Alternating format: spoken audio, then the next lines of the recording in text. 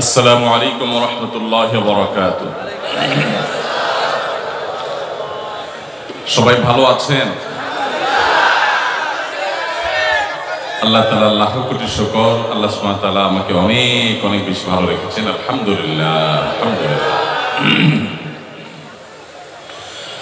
আলহামদুলিল্লাহ الحمد لله نحمده ونستعينه ونستغفره ونؤمن به ونتوكل عليه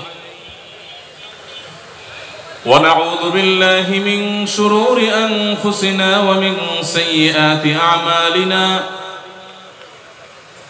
من يهده الله فلا مضل له ومن يضلله فلا هادي له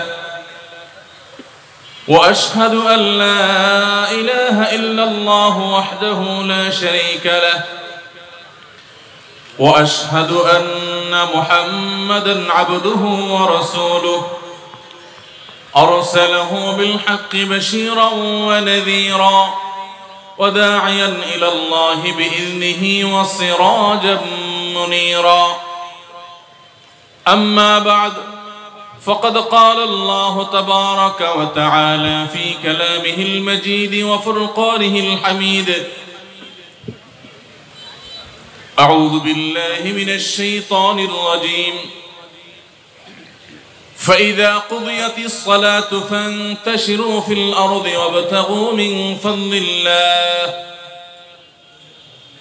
واذكروا الله كثيرا لعلكم تفلحون ঐতিহ্যবাহী নওগাঁ জেলা গৃহ নির্মাণ শ্রমিক ইউনিয়নের উদ্যোগে আয়োজিত আজকের এই তৃতীয় বার্ষিক তাফসীরুল কোরআন মাহফিলের সম্মানিত সভাপতি, সম্মানিত প্রধান অতিথি, বিশেষ অতিথি, সম্মানিত আলোচক বৃন্দ, উলামায়ে কেরাম, সম্মানিত আমন্ত্রিত মেহমান এবং দূর দূরান্ত থেকে আগত আমার প্রাণপ্রিয় দিনদরদী ভাইরা এবং পর্দা আলের মা ও বোনেরা, আজকের এই মাহফিলের একটি বিশেষত্বের কারণে মাহফিলটির দাওয়াত গ্রহণ করতে আমার কোনো দ্বিধা হয়নি, দেরি করিনি। আর সে বিশেষত্ব হলো যে নওগাঁ জেলার গৃহ নির্মাণ শ্রমিক ইউনিয়ন এই মাহফিলের উদ্যোক্তা, আয়োজক। গৃহ নির্মাণ শ্রমিক ইউনিয়নের আয়োজন হওয়ার কারণে এটা একটা বিশেষ মাত্রা পেয়েছে। সমাজে সর্বস্তরের মানুষ, বিভিন্ন পর্যায়ের মানুষ মাহফিলের আয়োজন করে থাকেন, এককভাবে অনেকে আয়োজন করেন, কিন্তু এই মাহফিলটি স্পেশালি আমাদের সম্মানিত নির্মাণ শ্রমিক ভাইরা করেছেন। সেজন্য এই মাহফিলটি আমার কাছে বিশেষভাবে তাৎপর্যপূর্ণ। এই জন্য আমি আমার মূল বক্তব্যে প্রবেশের আগে আমার সম্মানিত গৃহ নির্মাণ শ্রমিক ভাইদের উদ্দেশ্যে এবং তাদের পাশাপাশি আরো বিভিন্ন পর্যায়ে যারা শ্রমিক ভাইরা আছেন, শ্রমিক বোনেরা আছেন, সে সমস্ত ভাই বোনদের উদ্দেশ্যে আমি কিছু কথা আরজ করে তারপর মূল বক্তব্যে প্রবেশ করব ইনশাআল্লাহ তাআলা। সম্মানিত উপস্থিতি, আল্লাহ রাব্বুল আলামিন মানুষকে যত উপার্জনের উপায় দিয়েছেন, মাধ্যম দিয়েছেন, তন্মধ্য থেকে অন্যতম একটি উপার্জনের মাধ্যম হলো ব্যবসা, আর আরেকটি হলো নিজের হাতে পরিশ্রম করে উপার্জন করা উপার্জিত আয় সম্পদ।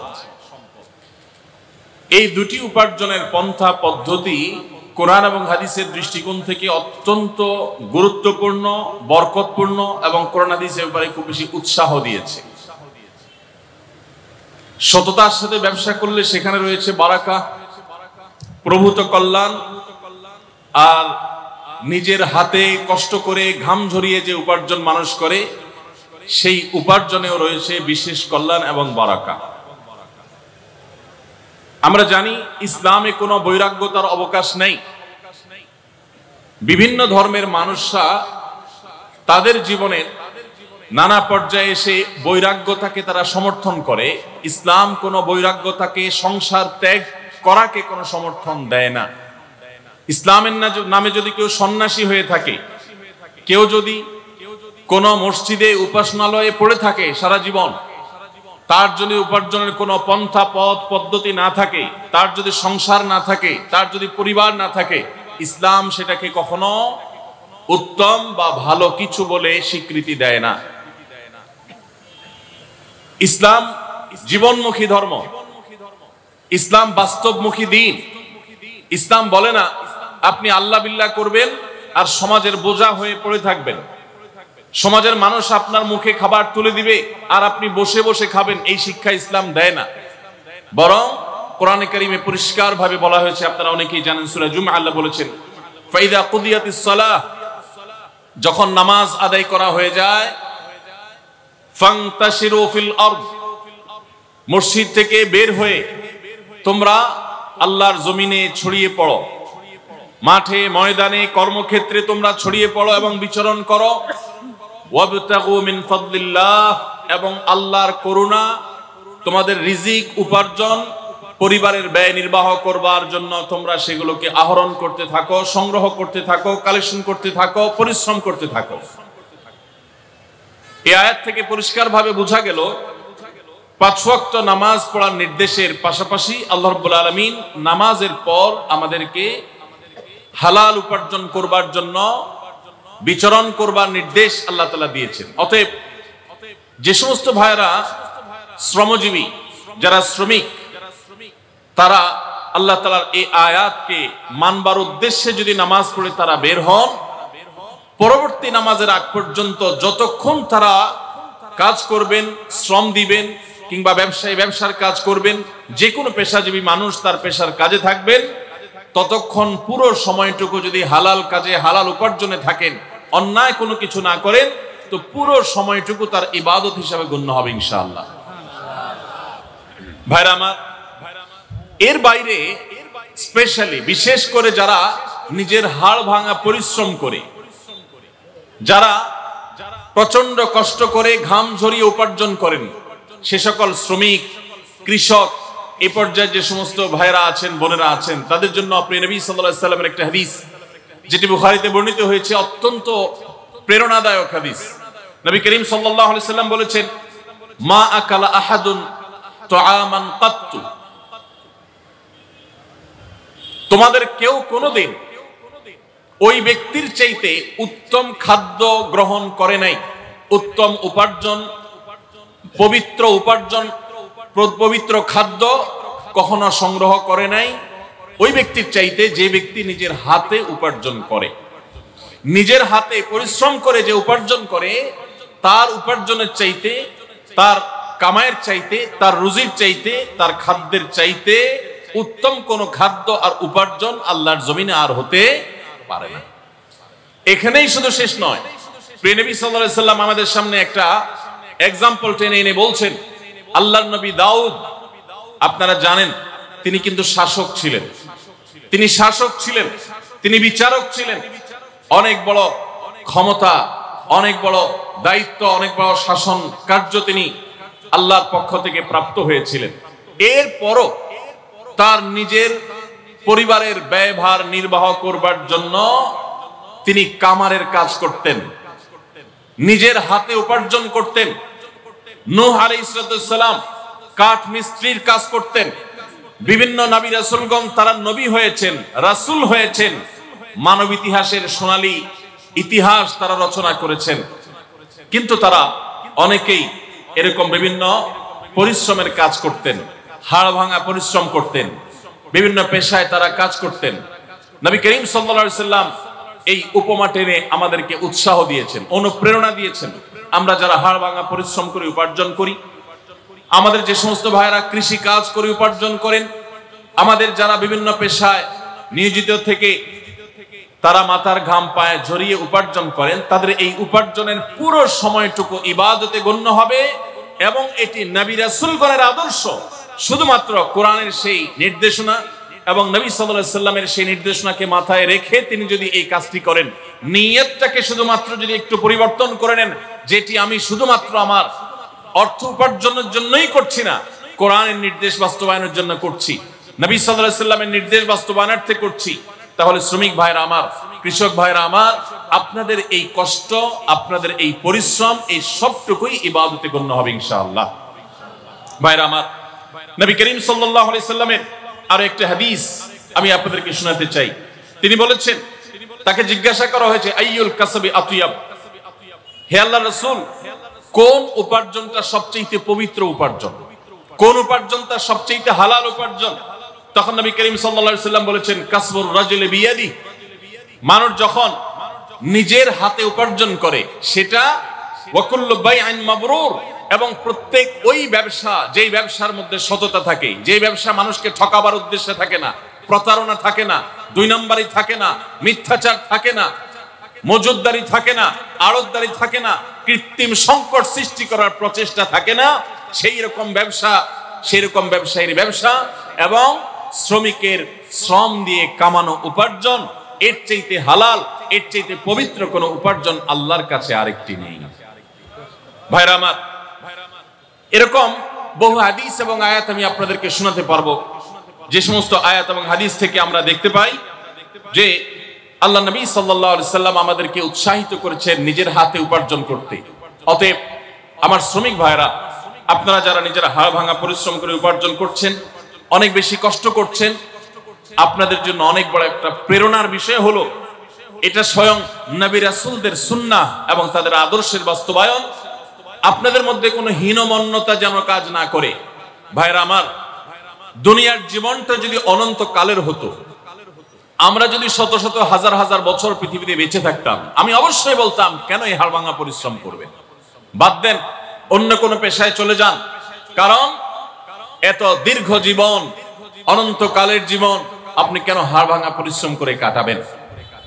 যেহেতু এই দুনিয়াতে আমরা চিরকাল থাকতে আসিনি, যারা পরিশ্রম করছি 30, 40, 50 বছর বয়স অনেকের হয়ে গেছে। বাংলাদেশে মানুষের গড় আয়ু অনুপাতে আমাদের আর খুব বেশি সময় পৃথিবীতে বেঁচে থাকার কথাও নয়। অতএব আপনি এখানে পরিশ্রম করছেন, কষ্ট করছেন, সামাজিক স্বীকৃতি নেই, হয়তোবা সমাজে সেরকম মর্যাদা মূল্য আপনার হয় না, এমনকি হুজুরের কাছেও কদর পান না, পয়সা নাই, কড়ি নাই, আপনি নিজেকে দুর্বল মনে করছেন। আমি আপনাকে আরেকটি সুসংবাদ শোনাতে চাই। কোরআন বলছে, মানব ইতিহাসে এই তথাকথিত দুর্বল মানুষেরা, হাড় ভাঙা পরিশ্রম করা মানুষেরা, এই শ্রমিক মানুষেরা, কৃষক, দিনমজুর মানুষেরা, যাদেরকে সমাজ দুর্বল মনে করে, যাদেরকে সমাজ কোনো কাজে ডাকে না, কোনো কমিটিতে রাখে না, কোনো কাজে তাদের মতামত নেয় না, তাদেরকে বিশিষ্ট নাগরিক মনে করে না, এই মানুষগুলোই পৃথিবীর জন্ম থেকে আজও পর্যন্ত পৃথিবীর ইতিহাসের মোড়কে বারবার পরিবর্তন করেছে। বিশ্বাস করুন, গোটা কোরআনের শুরু থেকে শেষ পর্যন্ত, সেই আদম আলাইহিস সালাম থেকে নিয়ে আজও পর্যন্ত হাজার হাজার বছরের মানব ইতিহাস আমাদের সামনে তুলে ধরেছেন আল্লাহ তাআলা। পাতায় পাতায় ইতিহাস, কোরআনের পাতায় পাতায় ঘটনা, মানব ইতিহাসের সে সমস্ত ইতিহাসগুলো, ঘটনাবলী আমরা পর্যালোচনা করলে দেখি, যুগে যুগে নবী রাসূলদের যারা অনুসরণ করেছে, সমাজের বিত্তবানেরা, সমাজের বিত্তবানদের মধ্যে যারা অসৎ ছিল বা আল্লাহর প্রতি অবিশ্বাসী ছিল, তারা ক্রিটিসাইজ করেছে, ট্রল করেছে, তারা তাচ্ছিল্য করেছে, উপহাস করেছে। তারা বলেছে, ওমান আরাকাত্তাবাআকা ইল্লাল্লাযীনা হুম আরাদিলুনা বাদিয়ার রাই। প্রায় সমস্ত নবী রাসূলদের সময়, তাদের সময়কার অবিশ্বাসীরা নবী রাসূলদেরকে বলেছিলেন যে আপনাদের কথা তো শুধু সমাজের অশিক্ষিত মানুষেরা, দিনমজুরেরা, শ্রমিকেরা, কৃষকেরা, দুর্বলেরা, যাদের কোন পলিসি মেকিং করার, যাদের কোন সিদ্ধান্ত দেওয়ার, যারা রাষ্ট্র পরিচালনা করার, যারা গুরুত্বপূর্ণ দায়িত্ব পালন করার জন্য তাদের কাউকে বিবেচনা রাখা হয় না, এরকম সমাজের দুর্বল মানুষরাই তো শুধু আপনাদের পিছনে গুড়গুড় করে। আজও দেখবেন ওলামায়ে কেরামের পেছনে, হুজুরদের পিছনে ওই দুর্বল মানুষগুলোই বেশি। আপনারা অবাক হবেন, এই দুর্বল মানুষেরাই, তারাই কিন্তু পৃথিবীর ইতিহাস রচনা করেছে। বেশি দূরে যেতে হবে না, মুহাম্মদ সাল্লাল্লাহু আলাইহি সাল্লাম মক্কা থেকে মদিনায় হিজরত করে যাওয়ার মাত্র 8 বছরের মাথায়, যেই মক্কা থেকে তাকে বিতাড়িত হয়ে যেতে হয়েছে, যেই মক্কায় নির্যাতন সইতে না পেরে আল্লাহর নির্দেশে হিজরত করতে হয়েছে, নিজের মাতৃভূমি ত্যাগ করতে হয়েছে, অত্যন্ত গৌরবের সাথে মাত্র 8 বছরের ব্যবধানে সেই মক্কা শুধু নয়, সেই আরব শুধু নয়, সুদূর রোমান সম্রাটের সাম্রাজ্য সহ একটা পর্যায়ে সামান্য কয়েক বছরের ব্যবধানে খলিফা ওমরের যুগে অর্ধ পৃথিবী মুসলমানদের কর্তলগত হয়েছে। কাদের হাতের উপর দিয়ে? এই বেলাল, এই আম্মার, এই সুহাইব, এই দুর্বল সাহাবী যাদেরকে মদিনার মক্কার মানুষেরা দুর্বল মনে করত, তাদের হাত দিয়ে গোটা পৃথিবী জয় করেছে মুসলমানরা। এবং এই এক ইতিহাস রচিত হয়েছে নূহ আলাইহিস সালামের যুগে, ইব্রাহিম আলাইহিস সালামের যুগে, মুসা আলাইহিস সালামের যুগে। ফেরাউন এবং তার সে সমস্ত অনুসারীরা তাদেরকে আল্লাহ নিমজ্জিত করে, তাদেরকে আল্লাহ তাআলা ধ্বংসপ্রাপ্ত করে, সেই দুর্বল বনী ইসরাঈলেরা যাদেরকে কৃতদাস বানিয়ে রাখা হয়েছিল, তারাই কিন্তু বিজয়ী হয়েছে, তারাই টিকে ছিল, ধ্বংস হয়েছে শক্তিশালী মানুষেরা। আমি যে সমস্ত ভাইয়েরা সম্পদ উপার্জন করেছেন বা ভালো অবস্থানে আছেন, আমি তাদেরকে আপনাদের বিপরীতে দাঁড় করাচ্ছি না। কারণ সাহাবীদের মধ্যে ওসমান রাদিয়াল্লাহু তাআলা আনহু অনেক সম্পদের অধিকারী ছিলেন, আপনারা জানেন। আবু বকর রাদিয়াল্লাহু তাআলা আনহু নেতৃত্বে ছিলেন সমাজের, আপনারা জানেন। আরো অনেক সাহাবী ছিলেন, তাদের অঢেল সম্পদ ছিল। তারা যখন সম্পদ ছিল, এরপরও তারা আল্লাহর প্রিয় পাত্র হয়েছেন এবং তাদের হাত ধরেও বিজয় রচনা হয়েছে। তাহলে বোঝা গেল ধনী এবং দরিদ্র বিষয় নয়, বিষয় হলো ইসলাম বিজয়ী হবে। আপনি যদি ইসলামের সাথে থাকেন, আপনি দরিদ্র হলেও আপনি বিজয়ী হবেন, ধনী হলেও বিজয়ী হবেন, সম্পদশালী হলেও বিজয়ী হবেন, দুর্বল হলেও বিজয়ী হবেন, সচ্ছল হলেও বিজয়ী হবেন, অসচ্ছল হলেও বিজয়ী হবেন। ইসলামের বিজয় নিশ্চিত। আপনি ইসলামের সাথে থাকলে আপনি বিজয়ী হবেন, ইসলামের সাথে না থাকলে আপনি দরিদ্র হলেও পরাজিত, ধনী হলেও পরাজিত। কারণ ইসলাম পরাজিত হতে আসেনি, ইসলাম জিততে এসেছে, জিতেছে এবং জিতবে।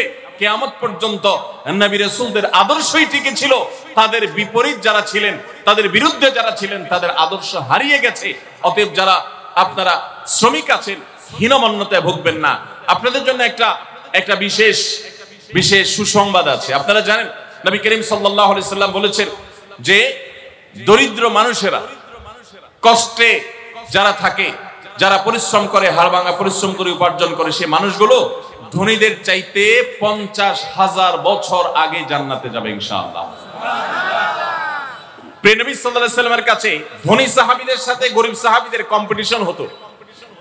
আপনারা জানেন একটি প্রসিদ্ধ হাদিস রয়েছে যে নবী করিম সাল্লাল্লাহু আলাইহি সাল্লাম দরিদ্র সাহাবীদেরকে তাদের প্রার্থনার ভিত্তিতে একটা আমল শিখিয়ে দিলেন। তারা বললেন, হে আল্লাহর রাসূল, ধনীদের অনেক টাকা পয়সা আছে, তারা টাকা পয়সা দান করে অনেক সওয়াব কামাই করে, অনেক কিছু করে, আমরা করতে পারি না।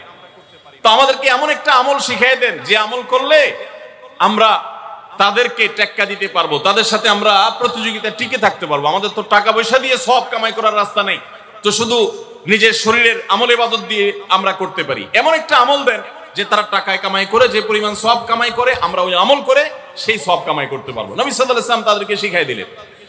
শিখিয়ে দেওয়ার খুব অল্প সময়ের মধ্যেই সাহাবীদের মধ্যে কল্যাণকামিতা ছিল, ধনী থাকুক গরিব থাকুক সবাই। এবার ধনী সাহাবীরা ওই আমলটার খবর জেনে গেলেন, অর্থাৎ সংবাদ লিক হয়ে গেছে। লিক হয়ে যাওয়ার পরে এবার ধনী সাহাবীরাও ওই আমল করা শুরু করলেন। এবার গরিব সাহাবীরা বলেন, ইয়া রাসূলুল্লাহ, আমরা তো তাদের সাথে কম্পিটিশনে টিকে থাকতে পারি না দেখে আমল চাইলাম, এখন তারা তো টাকা পয়সা দিয়ে সওয়াব কামাই করতে পারে, আবার যেটা আমাদেরকে শিখিয়ে দিয়েছেন এটাও করা ধরছে, আমরা এখন কি করব? নবী করিম সাল্লাল্লাহু আলাইহি সাল্লাম তখন হেসে দিলেন এবং সাহাবীদেরকে বললেন, দেখো, আল্লাহর করুণা যদি কারোর প্রতি হয় তাহলে সেক্ষেত্রে তুমি হিংসা করার তো প্রয়োজনই নেই, প্রশ্নই ওঠে না।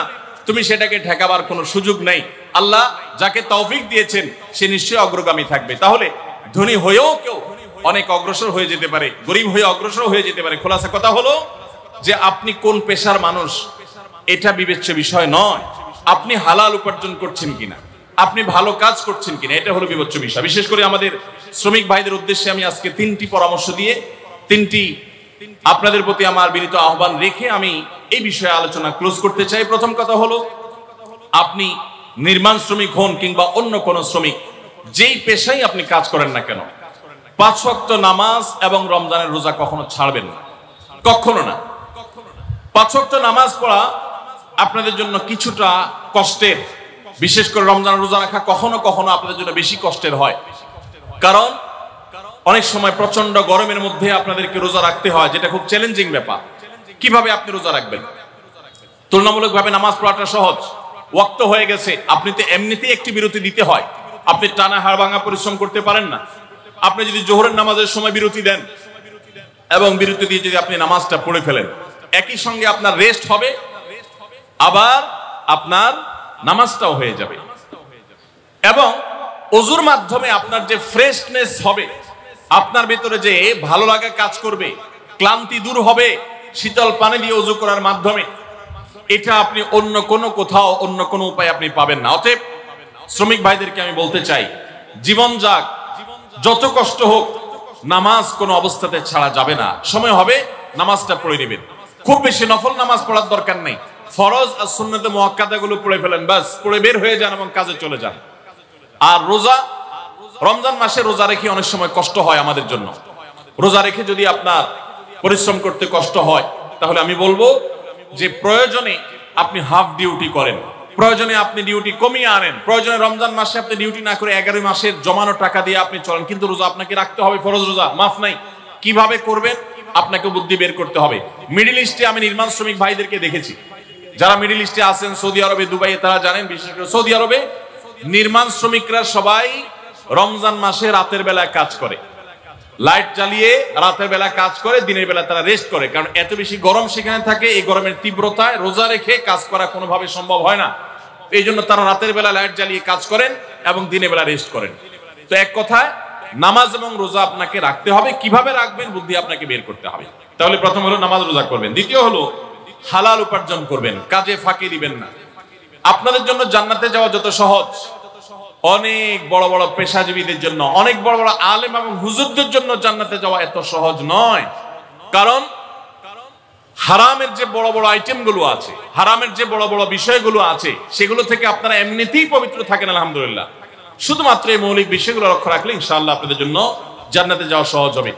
আপনি যখন কাজ করেন ফাঁকি দিবেন না, কোন প্রকার দুই নাম্বারই করবেন না, কোন জিনিস অন্যায় ভাবে না বলে কারোর অগোচরে সেটা বিক্রি করবেন না, এমন কোন উপায় উপার্জন করবেন না যেটা হারাম।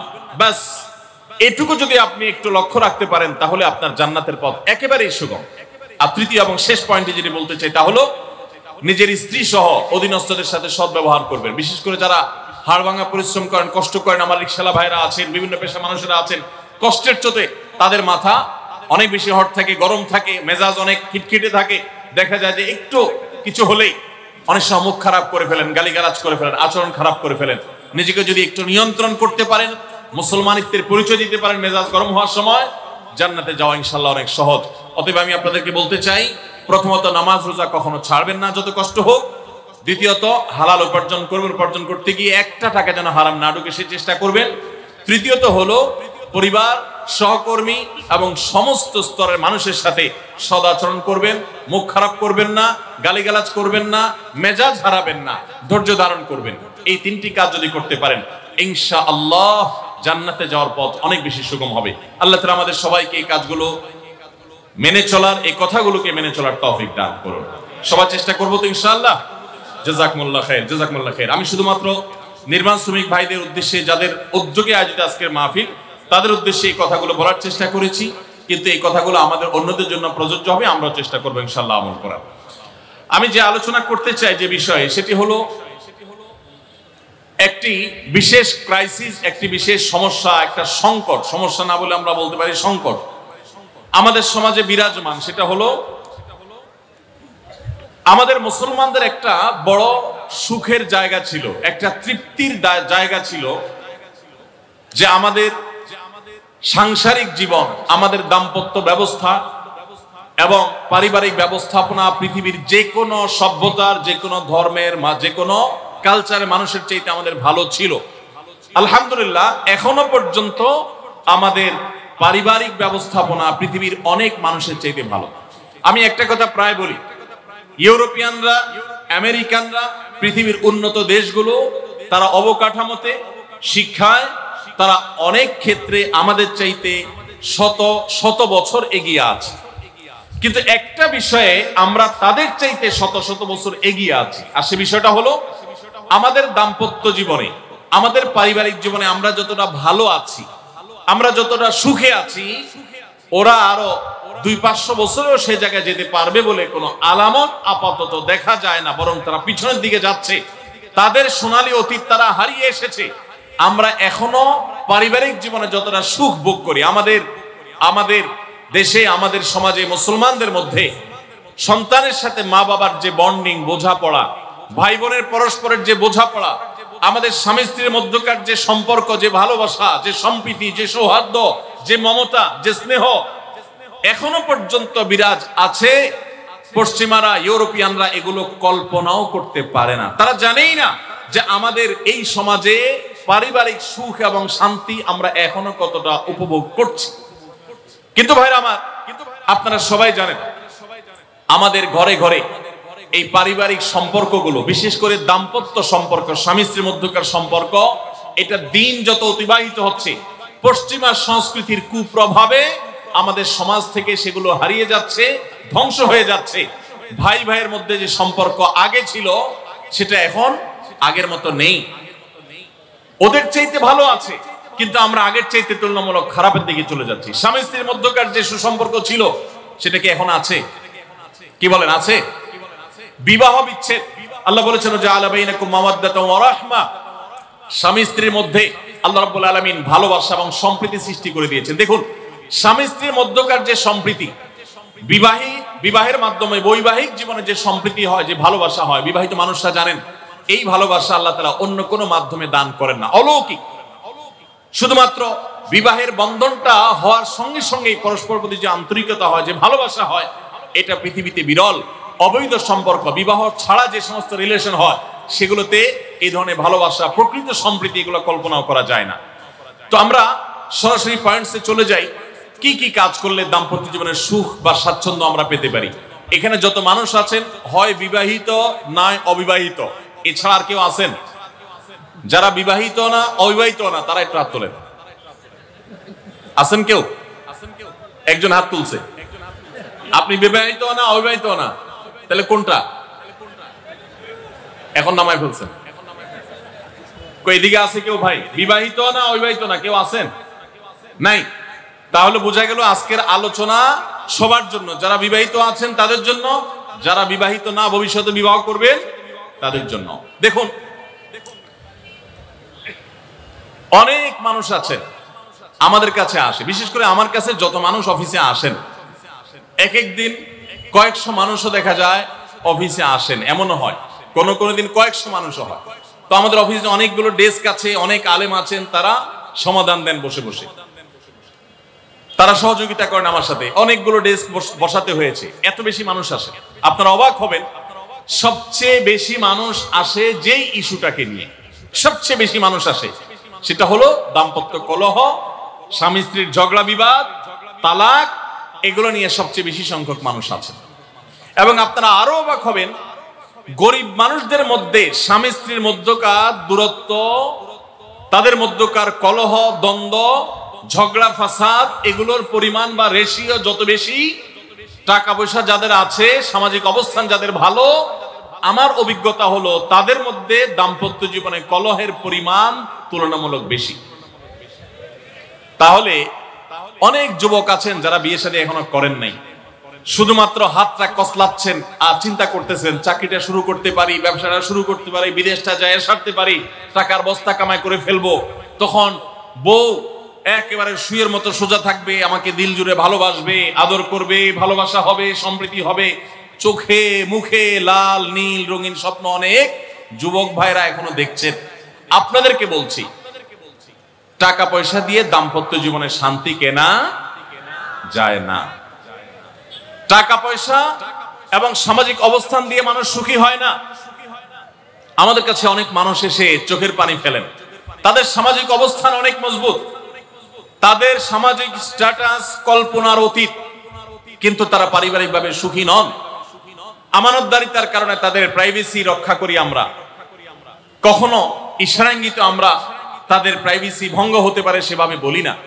কিন্তু আমরা রেশিওটা আপনাদের সামনে পেশ করছি এই জন্য, আপনারা যারা হাত কসলাচ্ছেন, যারা বেকার যুবক আছেন, যারা স্টুডেন্ট আছেন, যারা মনে করছেন যে টাকা পয়সা কামাই করে বস্তা ভরি, তারপরে আমি বিয়ে শাদী করে ফেললে সুখের সাগরে হাবুডুবু খাবো, আমি এরকম দেশ বিদেশ ঘুরতে থাকবো, এই রঙিন স্বপ্ন যারা দেখছেন তাদেরকে বলছি বিশ্বাস করুন, সুখের সাথে এই টাকা পয়সা এবং সামাজিক অবস্থানের সম্পর্ক আপনি যতটা আছে মনে করেন বাস্তবে ততটা নাই।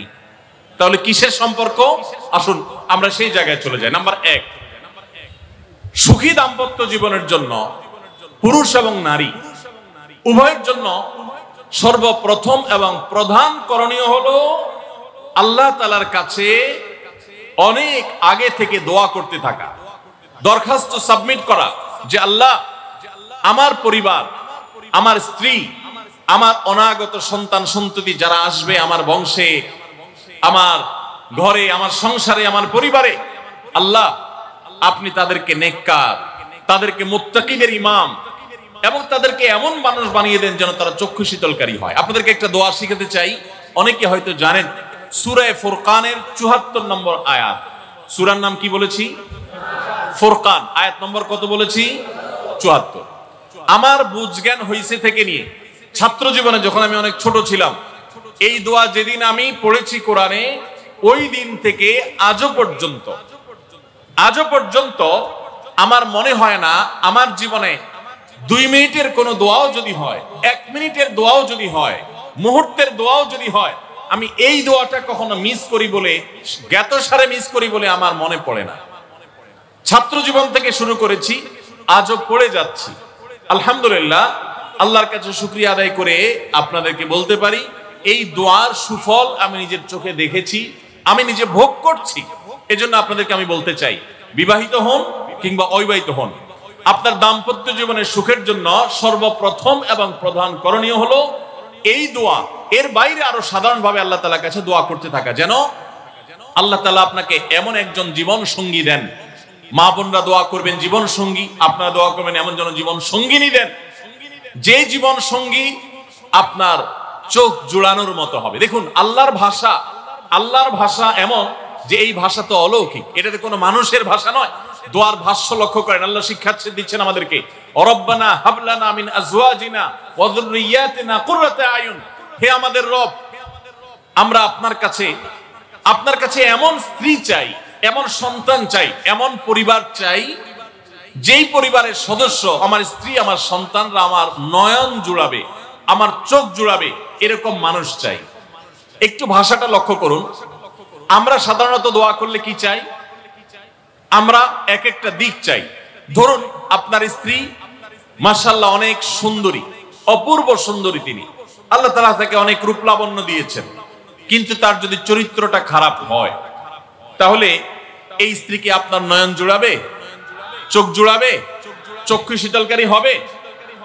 আপনার স্ত্রীর চরিত্র ভালো, দেখতে শুনতেও মাশাআল্লাহ সুন্দর, কিন্তু পড়ালেখা নাই, বুদ্ধি শুদ্ধি নাই, একটু বেকুব কিসিমের, তাহলে কি আপনার চোখ জুড়াবে? ভালো লাগবে? আপনার স্ত্রী শিক্ষা দীক্ষাও আছে, জ্ঞান গরিমায় মাশাআল্লাহ তিনি ভালো, রিচ, সমৃদ্ধ, আবার চেহারা সুন্দর, আবার তার মধ্যে তার চরিত্রের সমস্যা নেই, কিন্তু সমস্যা কি? সমস্যা ধরুন তার ভিতরে এমন রোগ আছে, শারীরিক রোগ, যেই রোগের কারণে আপনার জন্য সেটা বড় কঠিন পরিস্থিতির মুখোমুখি হতে হয়।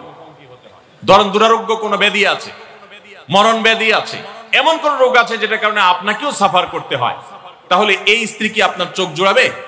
ঠিক একই কথা স্বামীর ক্ষেত্রে প্রযোজ্য, সন্তানের ক্ষেত্রে প্রযোজ্য। আল্লাহ তাআলা এমন একটা শব্দ শিক্ষা দিয়েছেন, দেখুন, আল্লাহর কাছে চাইতেও জানতে হয়।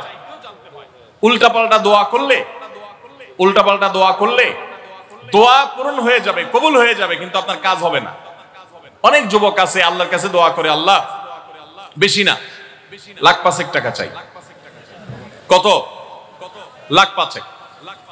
অনেক যুবক লিখে দেয় আমাদেরকে, হুজুর দোয়া করবেন বেশি না, আমি আল্লাহর কাছে 1,05,000 টাকা চাই। আল্লাহরে টার্গেট দিয়ে দিছে, কত লাগবে? 5 লাখ। কেন? একটা বাইক কিনবে। যুবক মানুষ রাস্তাঘাটে বাইক ছাড়া চললে ভালো লাগে না,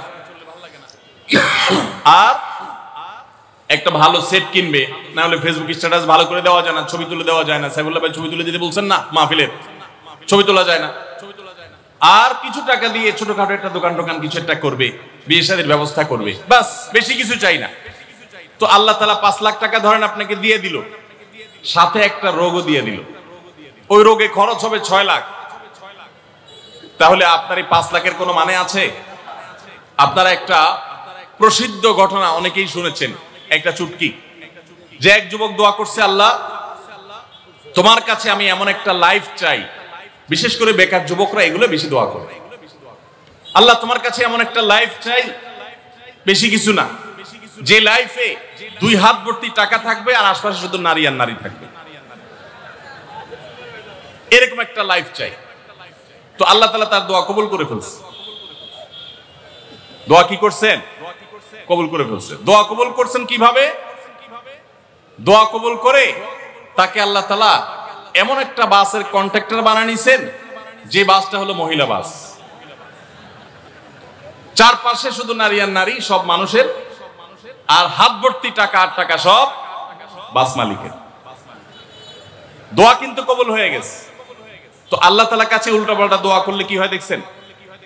দেখুন, দাম্পত্য জীবনে সুখের জন্য দোয়া কিভাবে করতে হবে আল্লাহ শিখিয়ে দিয়েছেন। রব্বানা হাব লানা মিন আজওয়াজিনা ওয়া যুররিয়াতিনা কুররাতা আয়ুন, আল্লাহ আমার পরিবারের সদস্যরা যেন এমন হয় যে তাদেরকে দেখলে আমার নয়ন জুড়িয়ে যাবে। অর্থাৎ নয়ন জোড়াতে হলে সব দিক থেকে পারফেক্ট হতে হবে, সব দিক থেকে ভালো হতে হবে, তখনই তো দিল জোড়াবে। ওয়াজআলনা লিল মুত্তাকিনা ইমামা, আর আমাদের সবাইকে, গোটা পরিবারকে আপনি মুত্তাকিদের ইমাম বানায় দেন, সৎ মানুষ বানায় দেন। কারণ সৎ যদি না হয়, আল্লাহভীরু যদি না হয়, তাহলে কখনো তাদের মাধ্যমে আপনি সুখ শান্তি পেতে পারেন না। তাহলে প্রথম করণীয় দাম্পত্য জীবনের সুখের জন্য, সুখী দাম্পত্যের জন্য আল্লাহর কাছে দোয়া করতে থাকা। সূরা ফুরকানের ৭৪ নম্বর আয়াত, এর পাশাপাশি আরো যত আয়াত আছে, অথবা সাধারণভাবে আপনি আল্লাহর কাছে, আল্লাহ আমি ভালো সঙ্গী যেন পাই সেজন্য দোয়া করতে থাকবো। আল্লাহ আমাদেরকে তৌফিক দান করুন। নাম্বার 2, জীবন সঙ্গী নির্বাচনের ক্ষেত্রে দিনদারিতাটাকে অগ্রাধিকার দেওয়া। কোনটাকে অগ্রাধিকার দেওয়া? ধার্মিকতাকে অগ্রাধিকার দেওয়া। নবী করিম সাল্লাল্লাহু আলাইহি ওয়াসাল্লামের প্রসিদ্ধ একটা হাদিস আপনারা অনেকে শুনেছেন। তিনি বলেছেন, তুনকাহুল মারআতু লিআরবা, 4টি জিনিস দেখে সাধারণত মেয়েদেরকে বিয়ে করা হয়, বা মেয়েরা ছেলেদেরকে বিয়ে করে। 4টি জিনিস, সে 4টি জিনিসে একটি হলো লিমালিহা, সাধারণত পয়সা করে দেখে বিয়ে করা হয়। অনেক ছেলে ফেলে আছে দেখবেন, ছেলে ফেলে কি মুরব্বীরাও আছেন অনেকে, যে ছেলে বিয়ে করার জন্য পয়সাওয়ালা বাপের মেয়ে খুঁজে, আছে না নেই? পয়সাওয়ালা বাপের মেয়ে খুঁজে। কত যুবক যে পর্যন্ত চিরকুট লিখে পাঠিয়েছে আমাদের কাছে, যে হুজুর বেকারের জন্য কেউ মেয়ে বিয়ে দিতে চায় না। আবার অনেকে লিখে পাঠিয়েছে, হুজুর সরকারি চাকরি ছাড়া মেয়ের বাবারা মেয়ে দিতে চায় না। আছে না এই সমস্যা? তো নবী সাল্লাল্লাহু আলাইহি ওয়াসাল্লাম বলেছেন, সম্পদ দেখে অনেকে বিয়ে করে, আবার অনেকে রূপ লাবণ্য চেহারা ছবি দেখে বিয়ে করে, অনেকে সামাজিক অবস্থান প্রতিপত্তি বংশমর্যাদা দেখে বিয়ে করে, আর অনেকে দিনদারিতা ধার্মিকতা দেখে বিয়ে করে। নবী সাল্লাল্লাহু আলাইহি ওয়াসাল্লাম বলেছেন, ফাজফার বিজাতিদ দ্বীন, তোমরা বিয়ের ক্ষেত্রে এই ধার্মিকতা দেখে বিয়ে করে সেই বিয়ে তোমরা সফল হওয়ার চেষ্টা করবে, কারণ এটাই হলো সুখের মূল চাবিকাঠি। আপনার স্ত্রী, আপনার স্বামী, আপনার জীবন সঙ্গী সঙ্গিনী যদি নেককার হন, আল্লাহভীরু হন, তার যদি কোনো একটা জায়গায় সারেন্ডার করার জায়গা থাকে, তো আপনি নিশ্চিত থাকতে পারেন তাকে নিয়ে আপনি সুখে থাকবেন। আর যদি সে আল্লাহর কাছে নিজেকে সারেন্ডার না করে, আল্লাহর কাছে নিজেকে আত্মসমর্পণ না করে, মুত্তাকি না হয়, আল্লাহভীরু না হয়, তাহলে তাকে দিয়ে আপনি কখনো প্রকৃত সুখ সন্ধান করতে পারবেন না। এজন্য ভাইরা, দাম্পত্য জীবনের সুখের জন্য দ্বিতীয় গুরুত্বপূর্ণ বিষয় হলো জীবন সঙ্গী সঙ্গে নির্বাচন করার ক্ষেত্রে অন্য যাই থাকুক আর না থাকুক, এটা দেখতে হবে। এটা যদি দেখেন, তাহলে সেক্ষেত্রে ইনশাআল্লাহ আপনি সুখী হবেন। ধার্মিকতার আবার সংজ্ঞা কি? এখানে মুশকিল হলো, আজকাল মেয়েদের বোরকা পরলেই মনে করা হয় ধার্মিক, ছেলেরা নামাজ পড়তেছে মনে করা হয় ধার্মিক। এইটুকুই শুধু ধার্মিকতার সংজ্ঞা নয়। ধার্মিকতার সবচেয়ে বড় সংজ্ঞা হলো কোরআন এবং হাদিসের সামনে সে নিজেকে আত্মসমর্পণ করে কিনা, সে সারেন্ডার করে কিনা, আল্লাহর নির্দেশ পেয়েছে, রাসূলের নির্দেশ পেয়েছে, আল্লাহর নিষেধাজ্ঞা রয়েছে, সেই জায়গায় সে থেমে যায়, আর সে আগে বাড়ে না, নিজেকে সমর্পণ করে দেয়, মাথা নত করে ফেলে। এরকম যদি হয়, তাহলে সেই ছেলে নিয়েও সুখী থাকবেন, সেই মেয়ে নিয়েও সুখী থাকবেন। আমি বিশেষ করে মেয়ের বাবারা যারা নিজের মেয়ে বিয়ে দেওয়ার জন্য সরকারি চাকরিজীবী খুঁজেন, পয়সাওয়ালা খুঁজেন, বিভিন্ন বড় বড় পদে থাকা মানুষগুলোকে খুঁজে বেড়ান, আমি তাদেরকে বলি, আপনার মেয়ের জন্য ফজরের নামাজের সামনের কাতারে থাকা যুবকগুলোকে খুঁজে বের করেন। এই যে যুবকরা চিৎকার করছে, সবাই ফজর নামাজ পড়েন। আল্লাহ সব যুবককে ফজর নামাজ জামাতের সাথে পড়ার তৌফিক দান করুন। ভাইরা আমার, যেই ছেলে আল্লাহকে ভয় করে, যেই ছেলের ভিতরে কোরআন এবং হাদিসের কাছে আত্মসমর্পণ করার মতো মানসিকতা আছে, এই ছেলে আর যা হোক তার স্ত্রীকে কখনো কষ্ট দিবে। যেই মেয়ে কোরআন হাদিসের কাছে নিজেকে সমর্পণ করেছে, কোরআন হাদিস যেহেতু স্বামীকে শ্রদ্ধা করতে বলে, এই মেয়ে কখনো স্বামীর প্রতি অশ্রদ্ধা করবে না। অতএব দাম্পত্য জীবনের অনেক গুরুত্বপূর্ণ একটা পয়েন্ট হলো এটা, যে আপনি তার রূপ লাবণ্য, সামাজিক অবস্থান, সম্পদ, পয়সা কড়ি এগুলো দেখেন বা না দেখেন, প্রধান বিবেচ্য বিষয় হবে তার ধার্মিকতা। এটা যদি দেখেন, ইনশাআল্লাহ দেখবেন যে আপনি সুখে থাকবেন। আল্লাহ তাআলা আমাদের সবাইকে এই দিকটাকে বিবেচনা করে আমাদের দাম্পত্য জীবনকে গড়ে তোলার তৌফিক দান করুন। তৃতীয় যে পয়েন্টটি বলতে চাই তা হলো, দাম্পত্য জীবনের সুখের মূল মন্ত্র হলো সবর এবং শুকর। সবর এবং, আমাদের দেশে সর্বস্তরে, শুধু দাম্পত্য জীবনে না, সব ক্ষেত্রে বেসবরি, ধৈর্যহীনতা, অসহিষ্ণুতা এটা এমন পর্যায়ে চলে গেছে, আপনারা পত্রিকার পাতা খুললেই দেখবেন যে বিয়ে বাড়িতে চিংড়ি মাছ দেওয়া হয়েছে সাইজ একটু ছোট, সেজন্য মারামারি হয়ে শুধু বিয়ে ভাঙছে, তারা 2-4 জন মারাও গেছে। শুনেন না আপনারা? মানে তা 4-5 দিন আগে নিউজ দেখলাম যে বিয়ের অনুষ্ঠানে সামান্য একটু কথা কাটাকাটিকে কেন্দ্র করে মেয়ের ভগ্নিপতি না খুব নিয়ারেস্ট একজনকে পিটিয়ে মেরেই ফেলেছে। ভাইরা আমার, এই ধরনের ঘটনা আপনারা শুনেন না? ঘরে ঘরে অসহিষ্ণুতা এবং ধৈর্যহীনতা। আমি একটা কথা প্রায় বলি, আপনারা কি জানেন কিয়ামতের ময়দানে আল্লাহর কাছে বান্দা কোন আমল করলে হিসেব ছাড়া জান্নাতে যাবে? জানেন কেউ? বলতে পারেন কেউ? ভাই, আল্লাহর কাছে হিসেব দিয়ে জান্নাতে যাওয়া কি সহজ কাম না কঠিন কাজ? আরে আল্লাহর কাছে তো অনেক দূরের কথা। আপনি যে প্রতিষ্ঠানে চাকরি করেন তার মালিকের কাছে, উপরস্থ বসের কাছে একেবারে পুঙ্খানুপুঙ্খ করে প্রতিটা পয়সার হিসাব দিয়ে একদম সবকিছুতে পারফেক্টনেস প্রমাণ করা, এটাই তো একটা কঠিন কাজ, দুঃসাধ্য কাজ। সেখানে সারা জীবনের হিসাব আল্লাহর কাছে দিয়ে পাই পাই করে তারপর আপনি জান্নাতে যাবেন, বিষয়টা এত সহজ না। তাহলে হিসেব ছাড়া আল্লাহ তাআলা এমনিতে বলবেন হিসাব টিসাব নাই, তোমাকে এমনি জান্নাতে দিলাম, এটা চান আপনারা? দেখুন কোরআনে কারীম আল্লাহ তাআলা বলছেন, ইন্নামা ইউওয়াফাস সাবিরুনা আজরাহুম বিগাইরি হিসাব।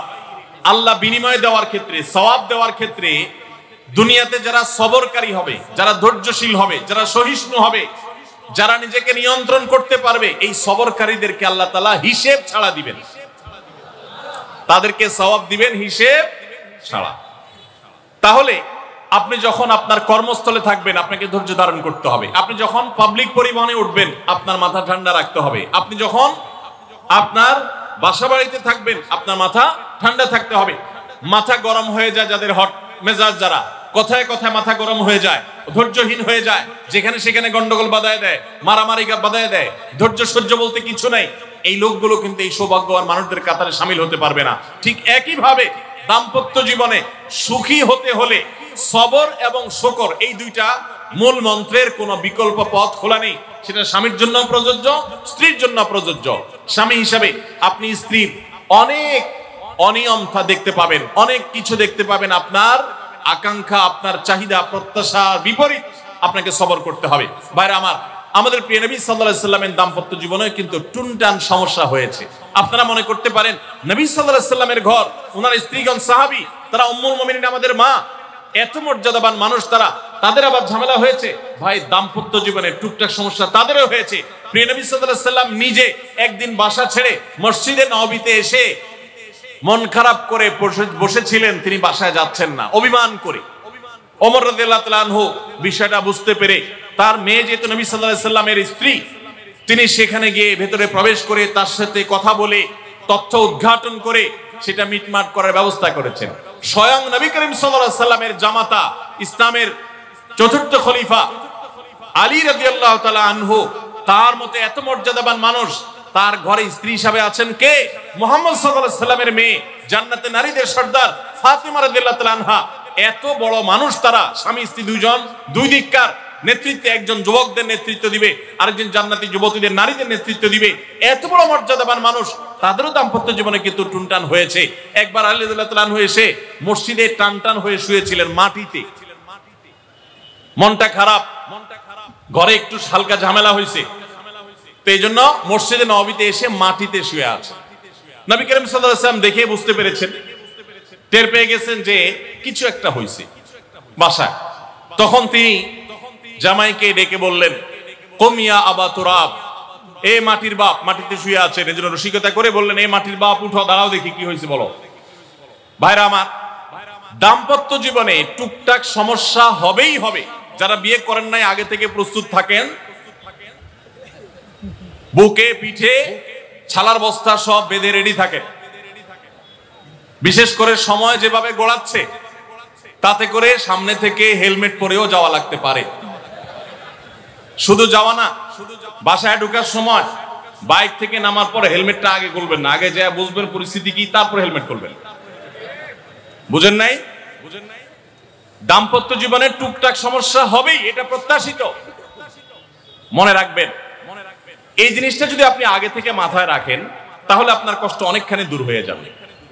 আমরা অনেকে আকাশ থেকে নেমে পড়ি, কি বলে এত বড় সাহস, এই কথা বলতে পারে কেন? ভাই আশ্চর্য হচ্ছেন কেন? এর চেয়ে বেশি কথা বলতে পারে, মাথা বাড়ি মারছে, আরে ভাই ছুরি মার নাই যে শুকর আদায় করে। বুঝেন নাই কথা? একই কথা বোনদের জন্য প্রযোজ্য। আমার মা বোন যারা শুনছেন তাদেরকেও বলছি, আপনার স্বামীর একটা কথা শুনে আপনি আকাশ থেকে নেমে পড়ছেন, আকাশ ভেঙে পড়ছে মাথার উপরে, কি এটা বললো সে, আপনি ডিপ্রেসড হয়ে যাচ্ছেন। আরে বোন ডিপ্রেসড হচ্ছেন কেন? এটা কেন?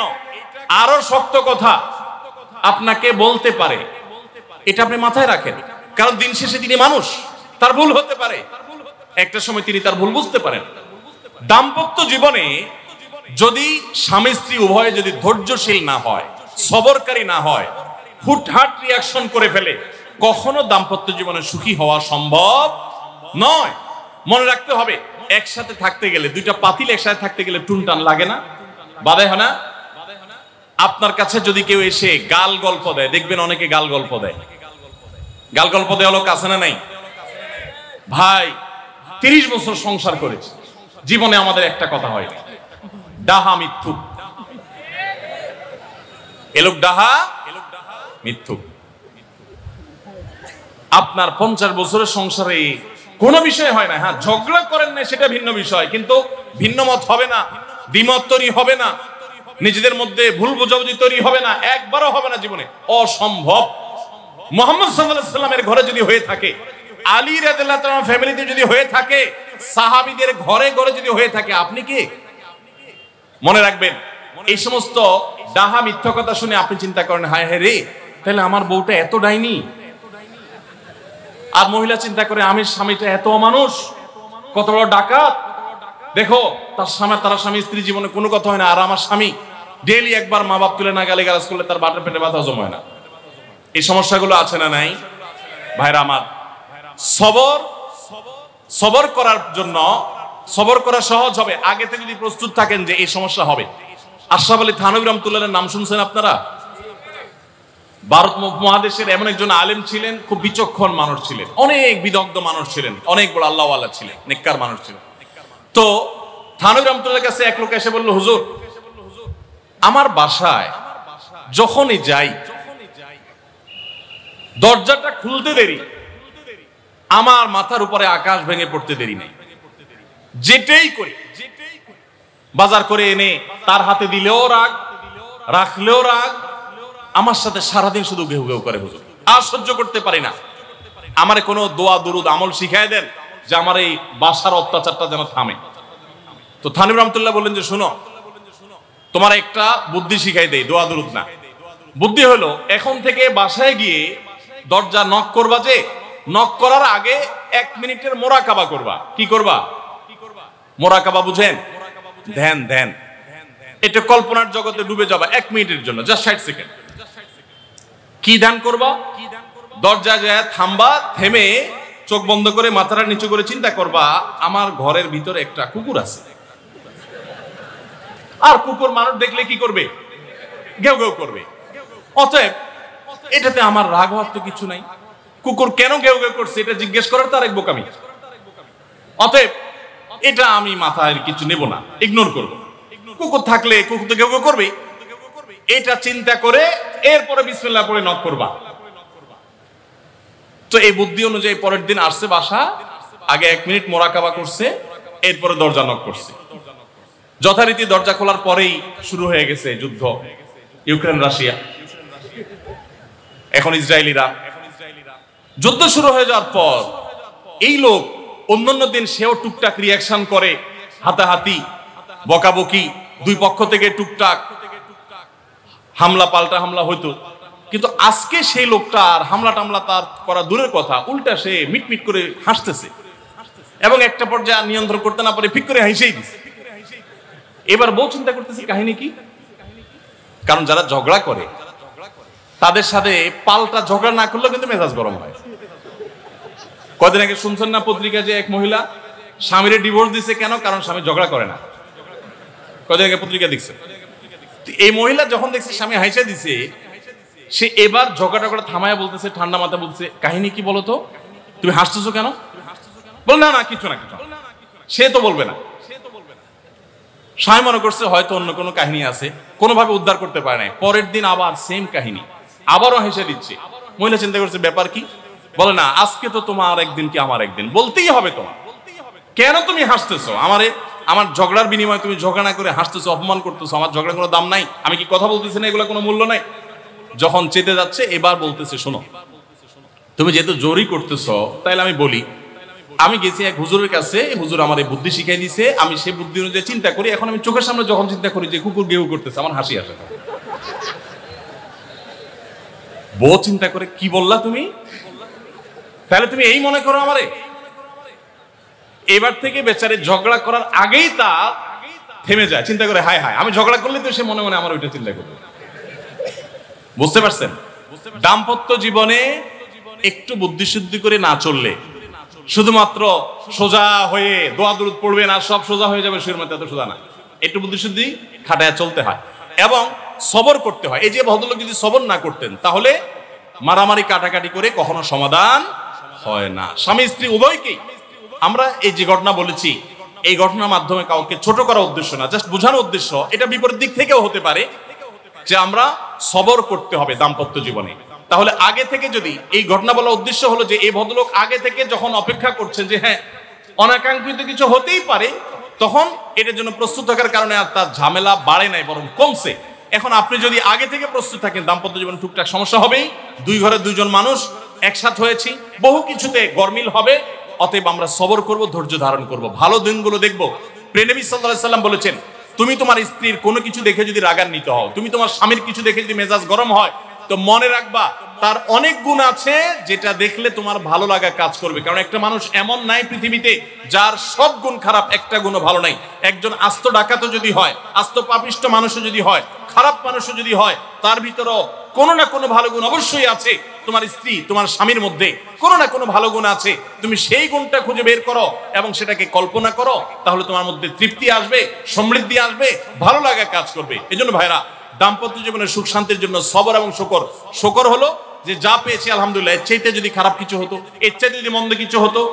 অনেক বোনরা আমাদের কাছে আসেন, আমরা তাদেরকে বলি, দেখুন আপনার স্বামীটা হয়তো অমানুষ, সে আপনাকে গালিগালাজ করে কিন্তু চরিত্রহীন না। অনেকের স্বামীটা খুব ভদ্র কিন্তু চরিত্রহীন, ব্যবহার ভালো করে চরিত্রহীন, তাদের কষ্ট আপনার চাইতে কম না। অনেকের স্বামী খুব ভদ্র কিন্তু বেকার, দুই পয়সা কামাই করতে পারে না, সারাদিন ঘরে বসে বসে খায় আর শ্বশুরবাড়ি থেকে যৌতুক এনে না খায়, নিশ্চয় আপনি তার চাইতে ভালো আছেন।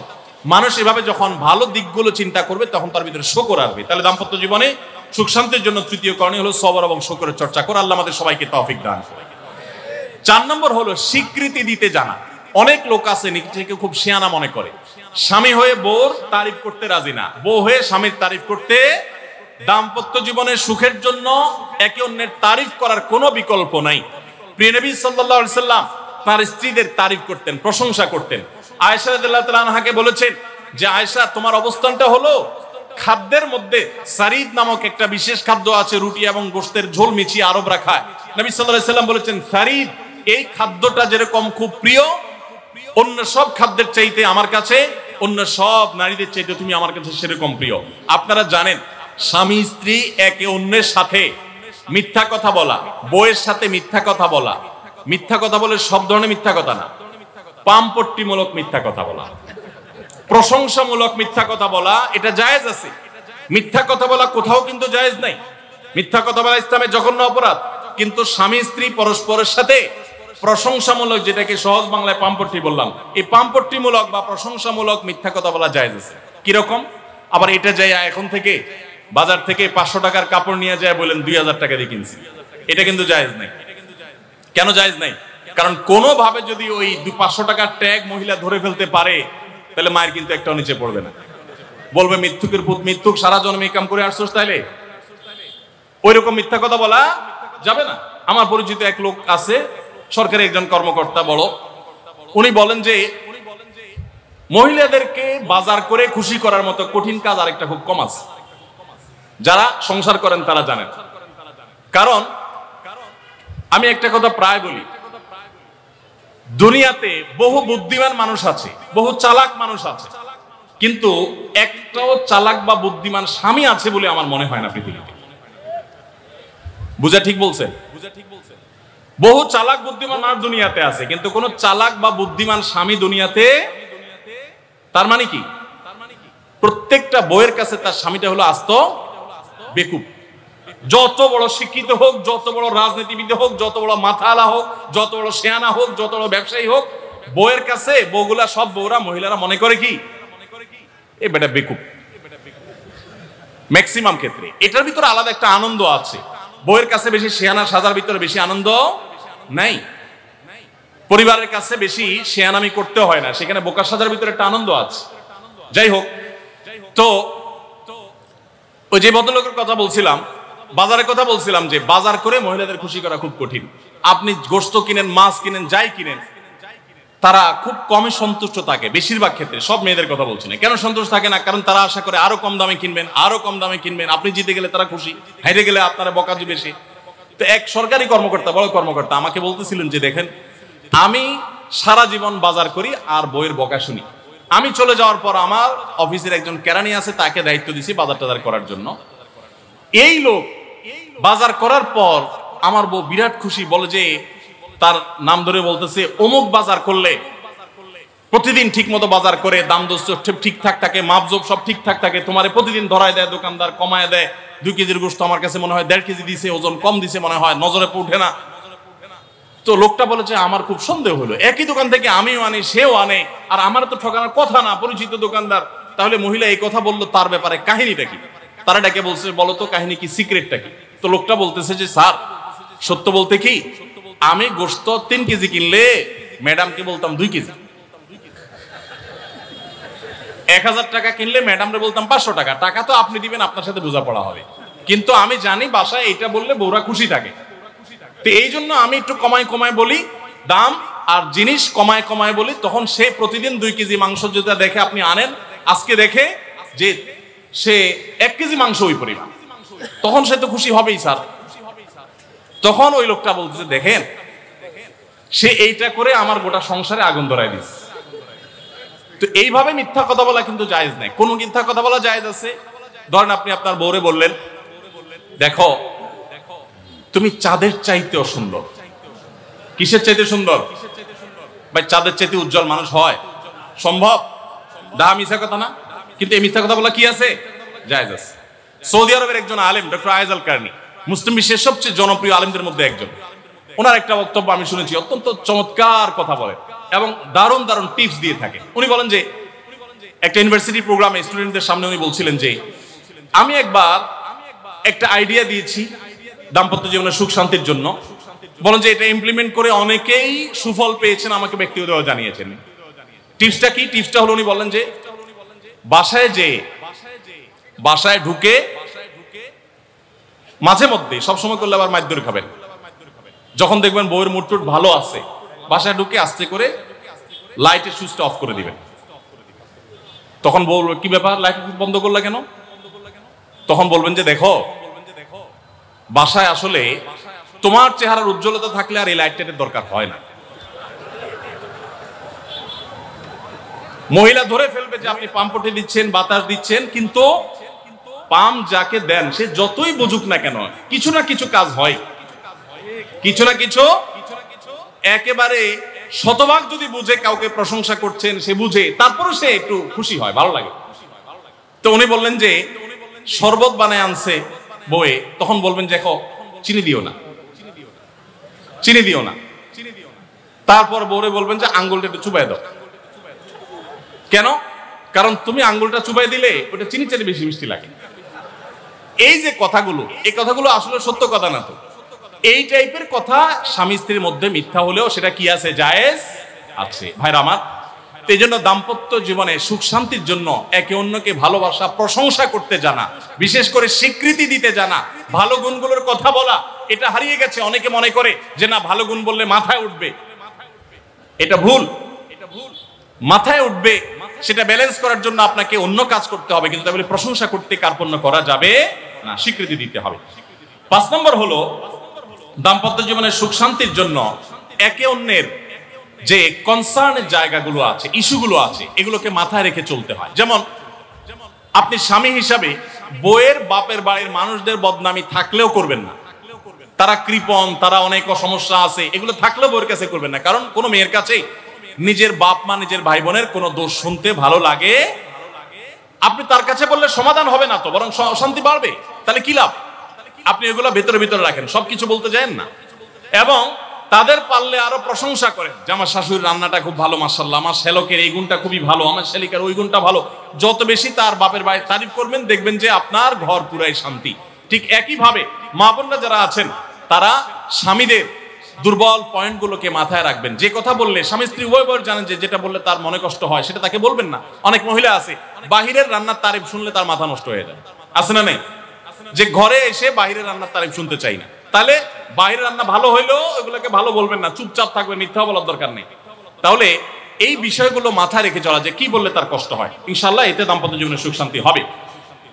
এর পাশাপাশি 6 নম্বর হলো সময় দেওয়া। আজকাল দাম্পত্য জীবনের সবচেয়ে বড় সমস্যা হলো, তরুণ বন্ধুরা ভালো করে শুনে রাখেন, বিয়ে যারা করবেন ভবিষ্যতে আরো ভালো করে শুনে রাখেন, এই মোবাইল ফোন আমাদের দাম্পত্য জীবনকে ধ্বংস করার অন্যতম কারণ। অতএব আল্লাহর ওয়াস্তে মোবাইলগুলোকে নিয়ন্ত্রণ করেন, মোবাইলগুলোকে নিয়ন্ত্রণ করেন। বাসায় ঢোকার আগে মোবাইলের গলা চিপে বন্ধ করেন, এরোপ্লেন মোড করেন। ফ্যামিলিকে একান্তে কিছু সময় দেন। সারাক্ষণ খাচ্ছেন মোবাইল টিপতে টিপতে, ওই যে কৌতুক আছে না, যে মোবাইল টিপতে টিপতে খাচ্ছে, খায়া ডাইল মনে করে পানি ঢেলে নিছে পাতে। খাওয়ার সময় এবার চিন্তা করতে বলতেছে যে কি দিয়ে রান্না করছো, লবণ দাও না ডাইলে, আসলে ঢেলে নিছে কি, পানি। তো মোবাইল টিপতে টিপতে যদি মানুষ সংসারে স্বামী স্ত্রী একে অন্যের সাথে সময় কাটায়, তাহলে দাম্পত্য জীবনে অশান্তি নিশ্চিত। যত অশান্তি এবং যত ঝগড়া, যত ভুল বোঝাবুঝি আমাদের ফ্যামিলিগুলোতে হয়, এর অন্যতম প্রধান কারণ হলো এই মোবাইল এডিকশন, মোবাইল আসক্তি। স্বামী বলেন স্ত্রী বলেন উভয় একান্তে স্বামী স্ত্রী বাসা বাড়িতে তো অবস্থান যতদিন করবেন, ব্যবসা বাণিজ্য, কাজ কাম, আল্লাহর হস্তে, এগুলো সব জমা রেখে তারপর স্বামী স্ত্রী একে অন্যকে সময় দিবেন, ইনশাআল্লাহ দাম্পত্য জীবনের সুখ শান্তি আসবে। 7 নম্বর পয়েন্ট হলো, যেটা আমি একটু আগে বলে ফেলেছি, সেটা হলো অন্যের সুখের মিথ্যা গল্প শুনতে যাবেন না। অর্থাৎ আপনার কাছে কেউ যদি বলে দোস্ত বলিস না, তোর ভাবি তার রান্না, তার আচরণ, এই যে গল্পগুলো দিবে না, এগুলো শুনবেন না। সাথে সাথে বলবেন যে বেটা হয় চাপাবাজি করতেছে, আর না হলে শয়তান এগুলো আমাকে শোনাচ্ছে, আমাকে অশান্তি সৃষ্টি করবার জন্য। মহিলাদের ক্ষেত্রে এটা প্রযোজ্য, যে অনেক মহিলা এসে বলবে ভাবি, আপা কি বলবো, আর আপনার ভাই এত কেয়ারিং, কি যে যত্ন করে আমারে, আমার দিক খুব খেয়াল রাখে, একটু সমস্যা হতে দেয় না, বাইরে গেলে একটু পর পর ফোন দিয়ে মেসেজ দিয়ে খবর নেয়। বুঝবেন যে সাক্ষাৎ শয়তান হাজির হয়ে গেছে। এই লোক হয়তো সৎ উদ্দেশ্যে বলছে, কিন্তু শয়তান তাকে দিয়ে বলাচ্ছে আপনাকে অশান্তিতে ফেলার জন্য। মনে রাখবেন, যারা নিজেদের তারিফ করে তারা হয়তো পজিটিভ মানুষ দেখে তারিফ করে, তাদের সংসারে এমন এমন অশান্তি হয় যেগুলো হয়তো আপনাদের হয় না।